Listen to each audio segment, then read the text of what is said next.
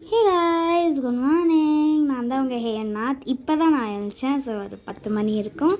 So இப்போ போயிட்டு நான் வந்து என் மூஞ்சிக்கு சுண்ணாம்பு அடிக்க போகிறேன், அதாவது ஃபேஸ் பேக் போட போகிறேன்.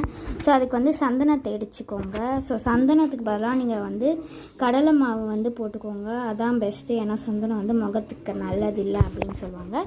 ஸோ அதனால் வந்து கடலை மாவு, அப்புறம் வந்து தயிர், ஆலோவேரா ஜெல், அதுக்கப்புறம் அதில் வந்து ஒரு பிஞ்ச் அளவுக்கு மஞ்சத்தூள், அப்புறம் பிஞ்ச் அளவுக்கு காஃபி பவுடர், அதை போட்டு நல்லா கலக்குன்னு கலந்துக்கணும். So face pack ready.